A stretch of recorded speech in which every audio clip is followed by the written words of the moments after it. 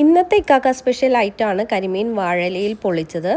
അപ്പോൾ അതിനാവശ്യമുള്ള വെളിച്ചെണ്ണ എടുത്തു വെച്ചു. കരിമീൻ ക്ലീൻ ചെയ്തതാട്ടോ. പിന്നെ മുളക് പൊടി, മഞ്ഞൾപ്പൊടി, ഗരം മസാല, പിന്നെ മല്ലിപ്പൊടി, ഉപ്പ്, ഒരു മുറി നാരങ്ങ, ജിഞ്ചർ ഗാർലിക് പേസ്റ്റ്, കുരുമുളക് പൊടി. അപ്പോൾ ആദ്യം തന്നെ നമുക്ക് കരിമീൻ മസാല തേച്ച് പിടിപ്പിക്കാം. ഒരു 2-3 മണിക്കൂർ ഇരുന്നാലാണ് മീനിൽ മസാല പിടിക്കുകയുള്ളൂ.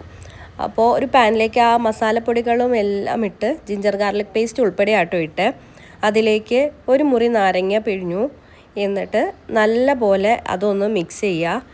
എന്നിട്ട് അതിലേക്ക് കുറച്ച് വെളിച്ചെണ്ണ ഒഴിച്ചു കൊടുക്കുക.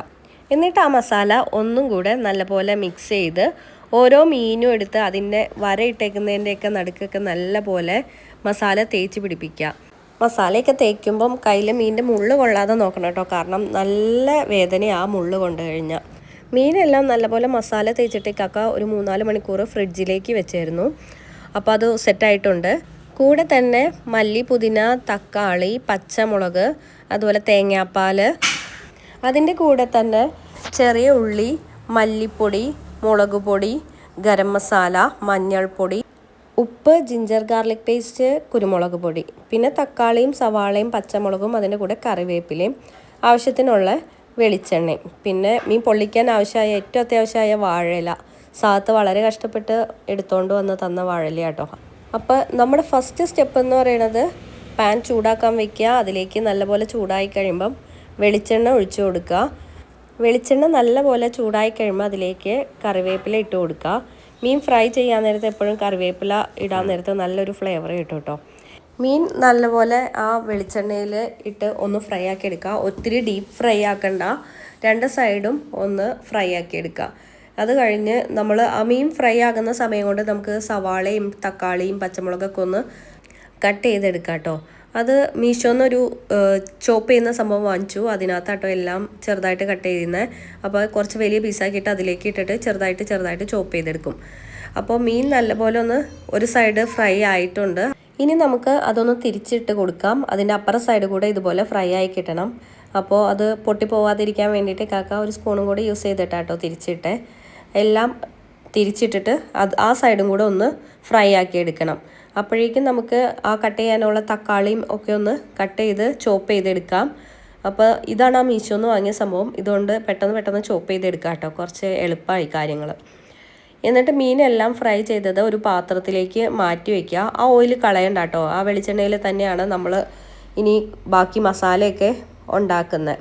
അപ്പോൾ ആ മസാലയ്ക്കും ഒരു മീനിൻ്റെ ഫ്ലേവർ കിട്ടുകയും ചെയ്യും. അപ്പോൾ ആ വെളിച്ചെണ്ണ നല്ലപോലെ ഒന്ന് ചൂടാക്കി അതിലേക്ക് ആദ്യം നമ്മൾ ചോപ്പ് ചെയ്ത് വെച്ച് ചുവന്നുള്ളി ഇട്ടു. ചുവന്നുള്ളിയും സവാളയും നല്ലപോലെ വേണം കേട്ടോ ആ മസാല ഉണ്ടാക്കാൻ വേണ്ടിയിട്ട്. ചുവന്നുള്ളി ഒന്ന് വഴറ്റി കൊടുത്തു. എന്നിട്ട് അതിലേക്ക് ചേർത്തത് സവാളയാണ്. സവാളയും നമ്മൾ ചെറുതായിട്ട് ചോപ്പ് ചെയ്ത് വെച്ചേക്കായിരുന്നു. സവാളയും ഉള്ളിയും നല്ലപോലെ ഒന്ന് വഴറ്റിയെടുക്കണം. അപ്പോൾ അത് നല്ലപോലെ വഴറ്റി കിട്ടാൻ വേണ്ടിയിട്ട് നമ്മൾ എപ്പോഴും ഉപ്പിട്ടിട്ടോ സവാളയും ഉള്ളിയൊക്കെ വഴറ്റാം. അപ്പോൾ ആവശ്യത്തിനുള്ള ഉപ്പ് അതിലേക്ക് ഇട്ടിട്ട് നല്ലപോലെ ഒന്ന് വഴറ്റിയെടുക്കാൻ വേണ്ടിയിട്ട് അത് അടച്ചു വെച്ചിട്ടാട്ടോ വഴറ്റിയെടുത്തേ. അപ്പോൾ നമുക്ക് ആ പാത്രം ഒന്ന് അടച്ചു വെച്ചേക്കാം. അത് ഒരുവിധം നല്ലപോലെ വഴറ്റി വന്നപ്പോഴേക്കും സന്ധ്യ ആയിരുന്നു ഏകദേശം. അത് നല്ലപോലെ വഴറ്റി വന്നിട്ടുണ്ട്. ഇനി അതിലേക്ക് ചെറുതായിട്ട് ചോപ്പ് ചെയ്ത് വെച്ച് തക്കാളി അത് ചേർക്കാം. കാരണം തക്കാളി ചെറുതായിട്ട് ചോപ്പ് ചെയ്തുകൊണ്ട് നല്ലപോലെ വഴറ്റി കിട്ടാൻ എളുപ്പമായിരിക്കും. അപ്പോൾ അതൊന്ന് നന്നായിട്ട് വഴറ്റിയെടുക്കണം. ഉള്ളിയും സവാളയും വഴറ്റും പോലെ തന്നെ തക്കാളിയും നല്ലപോലെ വഴറ്റിയെടുക്കണം. അതിലേക്ക് പച്ചമുളകും കൂടെ ചേർത്ത് കൊടുക്കുക കേട്ടോ. അതും നല്ലപോലെ വഴറ്റിയെടുക്കണം. തക്കാളിയും പച്ചമുളകൊക്കെ നല്ലപോലെ ഒന്ന് മിക്സ് ചെയ്തിട്ട് അതൊന്ന് അടച്ചു വെച്ചിട്ട് വഴറ്റിയെടുത്തു. അത് നല്ലപോലെ ഒന്ന് വഴറ്റി വന്നപ്പോൾ അതിലേക്ക് ജിഞ്ചർ ഗാർലിക് പേസ്റ്റ് ഇട്ട് കൊടുത്തു. ഇത് ഞങ്ങൾ വീട്ടിൽ തന്നെ ഉണ്ടാക്കിയതാട്ടോ. ഉണ്ടാക്കി വെച്ചുകൊണ്ട് നല്ല എളുപ്പമാണ്. മീനൊക്കെ ഫ്രൈ ചെയ്യാൻ നേരത്തൊക്കെ ചേർക്കാൻ ഉള്ളിയും ഇഞ്ചിയൊന്നും നന്നാക്കാൻ നടക്കണ്ട. പെട്ടെന്ന് ഇതൊന്ന് ചേർത്താൽ മതി. നല്ല സ്മെല്ലുമാണ്, ഉണ്ടാക്കാൻ എളുപ്പവുമാണ് കേട്ടോ. എന്നിട്ട് ആ നമ്മൾ വഴറ്റി വെച്ച ഉള്ളിയുടെയൊക്കെ എണ്ണ തെളിഞ്ഞപ്പോൾ അത് 2 സൈഡിലേക്ക് മാറ്റി വെച്ചിട്ട് അതിലേക്ക് ആദ്യം മല്ലിപ്പൊടി ഇട്ട് കൊടുത്തു. പിന്നെ മുളക് പൊടി ഇട്ട് കൊടുത്തു. അതുപോലെ കാശ്മീരി മുളക് പൊടി ആട്ടോ യൂസ് ചെയ്തത്. അതിൻ്റെ കൂടെ തന്നെ കുറച്ച് മഞ്ഞൾപ്പൊടിയും പിന്നെ നമ്മൾ എടുത്തു വെച്ച ഗരം മസാലയും കൂടെ ചേർത്ത് കൊടുത്തു. അതിലേക്ക് ഉപ്പ് കുറവാണെന്ന് തോന്നുകയാണെന്നുണ്ടെങ്കിൽ ഉപ്പ് ചേർക്കാം. നമ്മൾ ഈ മസാലയൊക്കെ ചേർക്കാൻ നേരത്ത് നമ്മൾ സവാള വഴറ്റാനുള്ള ഉപ്പ് ആദ്യമേ ചേർത്തായിരുന്നു. അതിൻ്റെ കൂടെ ഉപ്പ് കുറവാണെന്ന് തോന്നുകയാണെങ്കിൽ മാത്രം ഉപ്പിട്ട് കൊടുക്കുക. പിന്നെ കുറച്ച് കറിവേപ്പിലയും ഇട്ടു.